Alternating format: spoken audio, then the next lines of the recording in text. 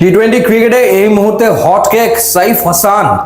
Asia কাপে যে ইনিংসগুলো তিনি খেলেছেন বড় বড় দলের বিপক্ষে, ইন্ডিয়া কিংবা পাকিস্তান কিংবা শ্রীলঙ্কা কিংবা আফগানিস্তানের বিপক্ষে, এবং সেই ধারাবাহিকতা তিনি ধরে রেখেছেন আফগানিস্তানের বিপক্ষে সিরিজে এবং ওয়েস্ট ইন্ডিজের বিপক্ষে ঘরের মাটিতেও তিনি দারুণ ইনিংস খেলেছেন।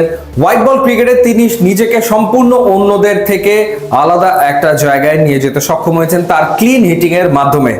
বড় বড় ছক্কা মারতে পারেন এবং একই সাথে পাওয়ার হিটিং তিনি করতে পারেন। সুতরাং যে কোনো দল টি-20 ফরম্যাটে তাকে পেতে চাইবে, সেই কারণেই আগ্রহটা তৈরি হয়েছিল যে নেক্সট বিপিএল এ কোন দলে দেখা যাবে সাইফ হাসানকে। তিনি কি রংপুর রাইডার্সে থাকবেন নাকি তিনি দল পরিবর্তন করবেন?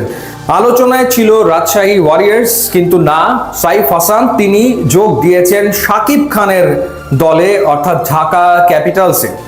ঢাকা ক্যাপিটালসের যে অফিসিয়াল ফেসবুক পেজ, সেই পেজের মাধ্যমে জানানো হয়েছে যে এই সিজনে খেলবেন সাইফ হাসান ঢাকা ক্যাপিটালসের হয়ে।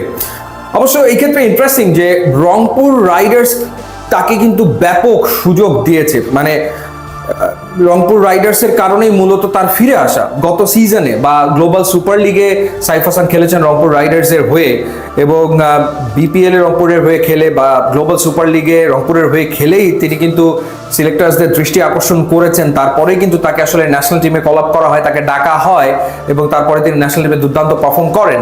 তো এই কারণে অনেকে মনে করছিল যে না, রংপুরের ঘরে থেকে যাবেন সাইফ হাসান, কিন্তু দেখা গেল যে তিনি তার সিদ্ধান্তে পরিবর্তন এনেছেন এবং ঢাকা ক্যাপিটালসে তিনি যোগ দিয়েছেন। এবং ঢাকা ক্যাপিটালসে যোগ দেওয়ার কারণ হতে পারে গত সিজনে তানজিদ হাসান তামিম ঢাকায় খেলেছিলেন, কিন্তু এবার তার ঢাকায় নাও থাকা হতে পারে। তার সাথে এই মুহূর্তে যোগাযোগের রয়েছে বেশ কয়েকটা দলের ভিতরে এগিয়ে রয়েছে রাজশাহী ওয়ারিয়র্স। সেই ক্ষেত্রে তানজিদ হাসান তামিম যদি চলে যায় অন্য দলে, সেই শূন্যস্থান পূরণ করার জন্য একজন ড্যাশিং টপ অর্ডার ব্যাটারের প্রয়োজন তো পড়তোই ঢাকা ক্যাপিটালসের।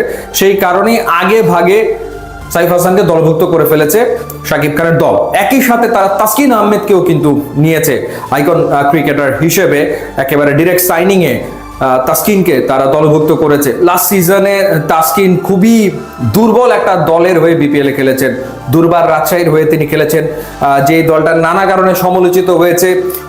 দলের কোনো কিছুই ঠিক ছিল না। একটা সময় এরকম হয়েছিল যে প্লেয়াররা তারা আসলে অনুশীলনে যাবে না, কারণ তাদের পারিশ্রমিক পরিশোধ করা হচ্ছে না, তারা অনুশীলন বয়কট করবে, ম্যাচও বয়কট করবে, এরকম আলোচনা উঠেছিল। মালিককে খুঁজে পাওয়া যাচ্ছে না, হোটেল বিল ক্লিয়ার করা হয়নি, বাসের পেমেন্ট পরিশোধ করা হয়নি, এরকম একটা দলে আসলে তাসকিন খেলেছিল।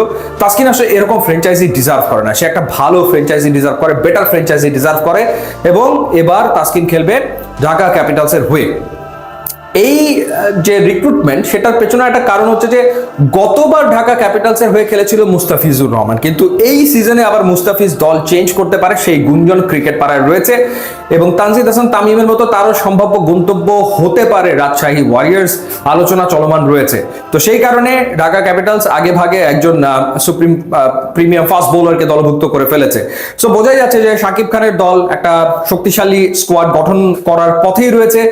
তারা বেশ কিছু ভালো ক্রিকেটার রিক্রুট করবে এবং ওভারসিজ ক্রিকেটারদেরকে নিয়ে আসবে। সো দুজনকে তো তারা পেয়ে গেল, এবং দুজনই আসলে genuine match winner. Saif Hasan নিঃসন্দেহে ম্যাচ উইনার, তাসকিন আহমেদ তিনিও আসলে ম্যাচ উইনার। এখন দেখার ব্যাপার যে গতবার আর যারা খেলেছিল ঢাকা ক্যাপিটালসের, স্পেশালি লিটন কুমার দাস কিংবা সাব্বির রহমান, তারা আসলে ঢাকার টিমে থাকেন নাকি তারা আসলে অন্য টিমে চলে যান, বা ঢাকায় আর কাদেরকে সামনের দিনগুলোতে দেখা যায়। সো লেটস সি, রিক্রুটমেন্ট শুরু করেছে ঢাকা, এবং শুরু করেছে বেশ চমক দেখিয়েই সাইফ হাসান এবং তাসকিনকে দলে নেওয়ার মাধ্যমে। ইউটিউব এবং ইনস্টাগ্রাম লিঙ্ক দেওয়া আছে, আপনারা যোগ দিলে খুবই খুশি হবো। And thanks for watching.